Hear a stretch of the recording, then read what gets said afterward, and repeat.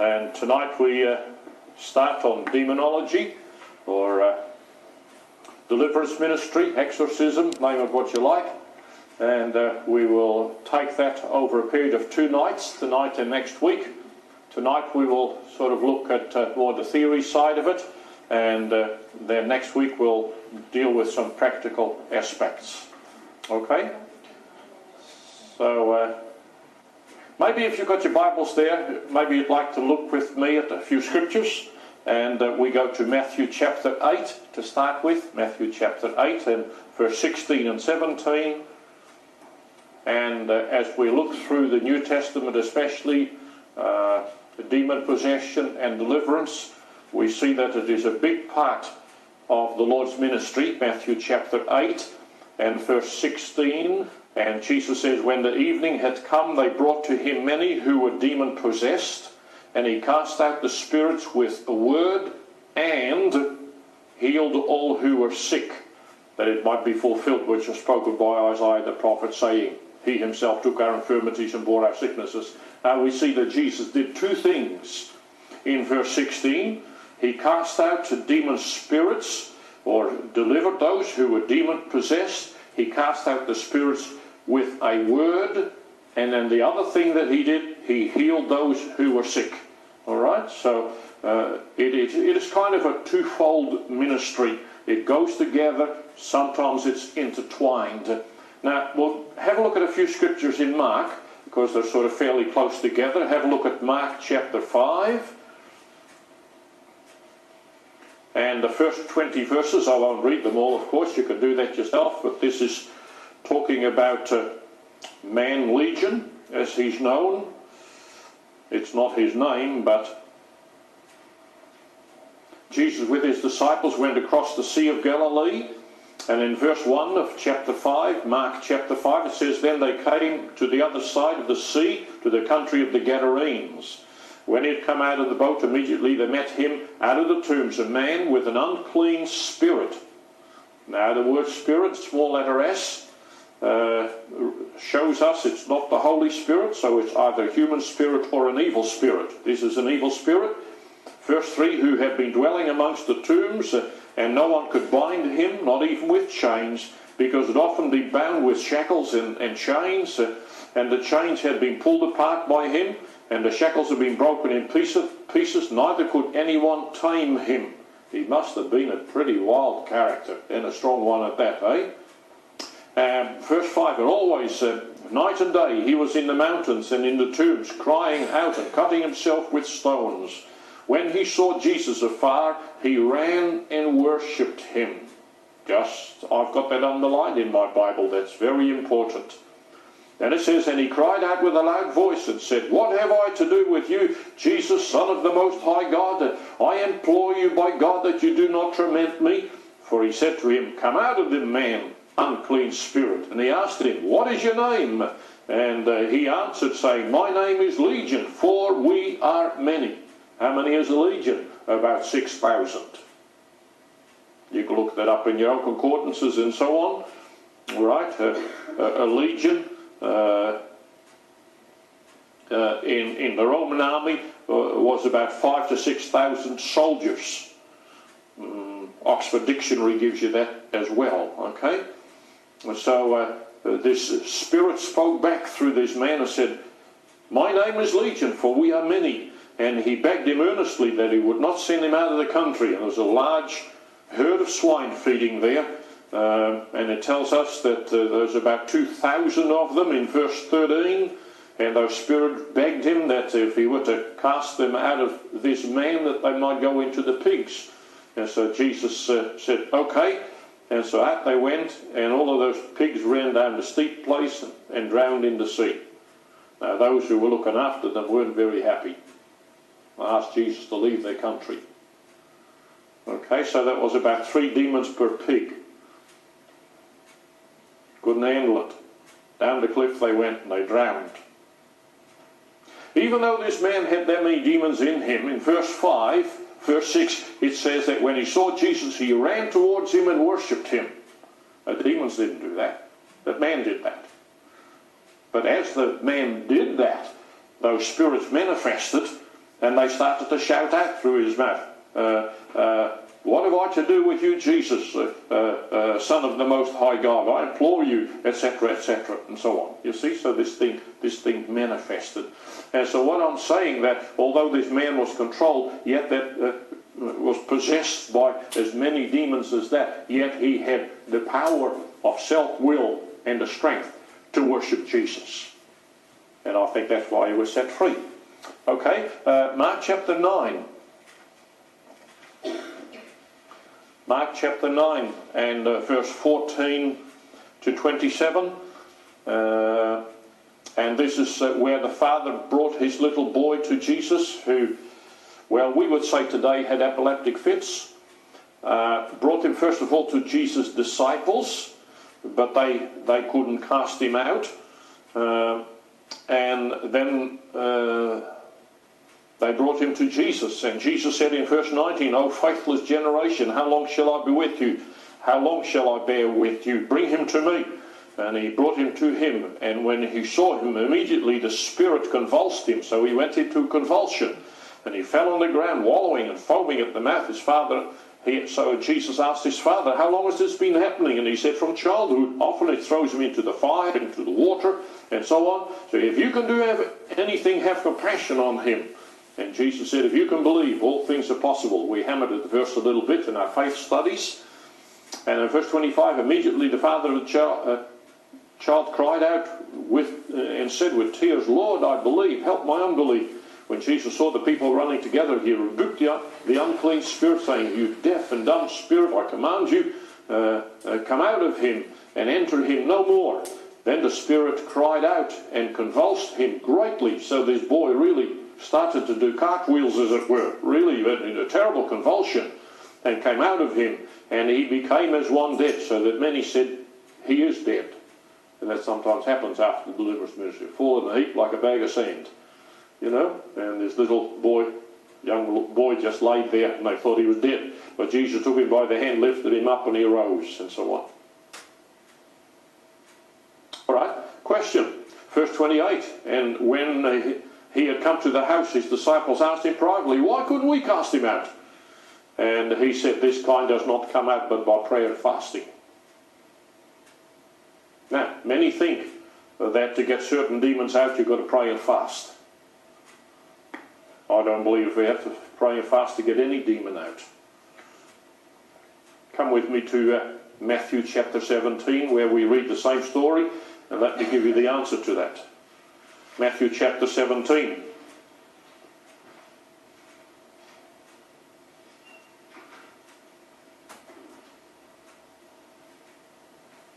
Matthew chapter 17, we have the same story, and then in verse 19, then the disciples came to Jesus privately, saying, why couldn't we cast him out? And Jesus said, because of what? Your unbelief. Can you see that? Now, look what for assuredly I say to you, if you have faith as a mustard seed, you'll say to this mountain, move from here, and it'll be moved, and nothing shall be impossible for you. However, this kind does not go out but by prayer and fasting. What kind doesn't go out but by prayer and fasting? Unbelief. Can you see that? So that's the answer. So if the thing doesn't go, you might still have to pray and fast, not to get the thing out, but to build your faith up. If your faith is right, you'll go. Can you see that? All right, that's just in the context. Okay, a couple more. Mark chapter 16, and then we'll get into our notes. Mark 16 and verse 9. Now this is Mary Magdalene. And this is Jesus as he rose after his resurrection. And in Mark 16 and verse 9, now when he rose early on the first day of the week, he appeared first to Mary Magdalene, out of whom he had cast 7 demons. Can you see that? So she had a conglomeration, a nest of 7 demons there. And she had been set free from that. Okay, a couple of scriptures in Acts chapter 8, just to show you that it continued, wasn't just under Jesus' ministry. Acts chapter 8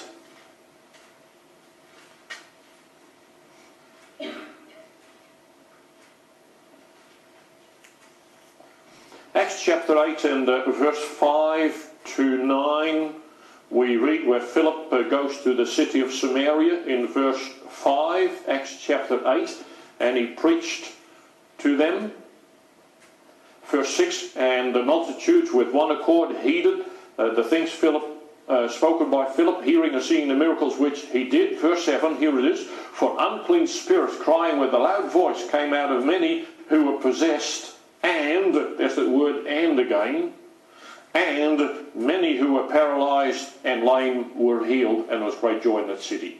Remember Matthew chapter 8 and verse 16? Jesus cast out the spirits and healed all who were sick. And so you have deliverance and healing ministry. Here Philip, and Philip was only a deacon, you know, and yet he went to Samaria and these things happened.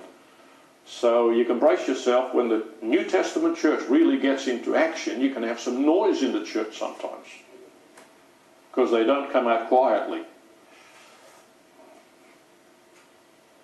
They scream sometimes at the top of their voice. Come out, it can happen. In Ballarat, when I was pastoring up there, I had a young lady that came to church, and I think it might have been the first or the second time. I really hardly knew her, and I guess she would have been in her late 20s or something, and I always made as we sang our last song, I made a beeline for the door, and then at the door I'd be standing on the front porch shaking hands with people as they went out, and she just said to me that she had a problem with something, and I said, okay, well, I'd be happy to give you some counsel and to pray with you, but you'd have to come on Tuesday when I'm in the office. Oh, that was fine. So she made an appointment, and so on the Tuesday she came into my office, and we sat and talked for just a little while. My assistant pastor, who is a woman, sat in office next to it, and my wife was in the front office on the front desk. She was up there, and so I was in sort of third office with just partitions in between, a ceiling in each individual office. And so I talked to her for a little while and sort of identified what the problem was, and I say, if you like, I'll have a word of prayer for you. I'll just come a little closer, put my hand on your forehead, and I'll just pray, okay? I'll ask the Lord to just break this and for this thing to go. And with the same volume of voice that I have now, I just prayed for her, and I commanded this to go. And with that, she let out a blood-curdling scream. My assistant pastor next door kind of nearly shot 3 feet off the air, off her seat, and my wife in the front office, what's this, you see? And this thing came out like that, and then she looked at me perplexed, and she said, what was that? I said, oh, never mind. I said, do you feel better? Oh, she said, I feel much better now. I said, okay, well, I had another prayer for her, send her home. As she was in church the next Sunday, I said, how are things now? Oh, yeah, really good. You wouldn't know the difference it's made. See? Now, she didn't know anything about deliverance ministry. Didn't know anything about demons, but they just like that. So, all right, so... Okay, so this sort of thing happens in the New Testament church when it really gets in action, all right? And we still see that right through too. We could look at many more scriptures, but I think that's sufficient. Just to give you an introduction of what kind of happens, I just don't know how new you are to some of these things, so we just sort of threw that in to point it out in the New Testament under Jesus' ministry. We go into the book of Acts, we see the same thing. Deliverance ministry is very much part of the New Testament church, and people still today need deliverance ministry sometimes. All right? Okay, now let's look at our notes, page 1. And it says in the introduction that the word demon comes from a Greek word, D-A-I-M-O-N, which throughout the New Testament is translated either as devil or demon. The New Testament teaches us that devils are sometimes directly the cause of sin. Now underline sometimes directly, if you like, because it is not always. Okay? So they are sometimes directly the cause of sin, sometimes directly the cause of sickness, disease, and mental disorders. Not every mental disorder, not every sickness, not every disease is directly the result of satanic oppression or possession. The New Testament also teaches that the ministry of deliverance or exorcism plays a vital part in the New Testament church. Now, the first bracket, Matthew chapter 10, is where Jesus sent out his 12, and you might like to turn to it, otherwise I'll just read it to you. Matthew chapter 10, and it says here in verse 1, when he had called his 12 disciples to him, he gave them power or authority, that really is, authority over unclean spirits, to cast them out, and, there's that word and again, and to heal all kinds of sickness and all kinds of disease. Now, I heard Oral Roberts preach. I sat in one of his meetings, and he said, note, it does not say that the Lord gave them authority and power to heal all sickness and all disease. Does not say that. He says all kinds of sickness and all kinds of disease.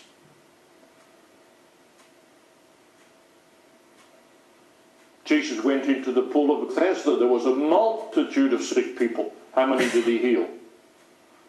One. What was the matter with the rest? See? And so a person's heart needs to be ready and prepared, and there are conditions.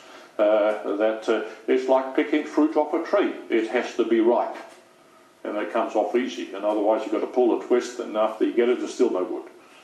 All right? But we'll deal with some of that. Okay, Luke chapter 10 is where the 70 are sent out. And so Jesus had a bigger circle that he had with him as disciples and followers. So he had his 12, he had his 70, and then he had a multitude. And when he sent the 70 out, they came back to him rejoicing. In Luke chapter 10 in verse 17. Because he told them the same thing. He gave them authority and power to cast out demons and to heal the sick and so on. And then they come back rejoicing in verse 17 of Luke 10. And they said, the 70 returned with joy, saying, Lord, even demons are subject unto us in your name. And he said to them, I saw Satan like lightning fall from heaven. Behold, I give unto you authority to trample on serpents and scorpions and over all the power of the enemy, and nothing shall by any means hurt you. Now, verse 20 is important. Nevertheless, do not rejoice in this, that spirits are subject to you, but rejoice rather because your name's written in heaven. Okay, that's the greatest miracle.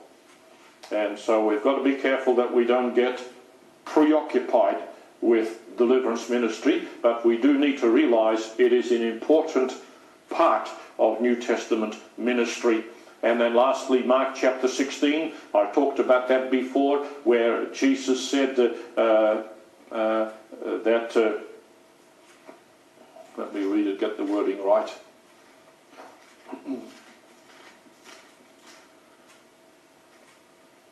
Mark 16, and these signs shall follow those who believe, in Mark 16 and verse 17. In my name they shall cast out demons, they shall speak with new tongues, they will take up serpents, if they drink any deadly thing it will by no means hurt them, they will lay hands on the sick and they will recover. Okay? Now Jesus was speaking to the 11, which it says in verse 14, but note the tense that he uses. He didn't say you will. He said they will. Okay, so it referred to the 11 and all those who come after that as believers. So these signs shall follow those who believe. He didn't say these signs shall follow you who believe. And so if we're a believer, then we have a responsibility in the community in which we live.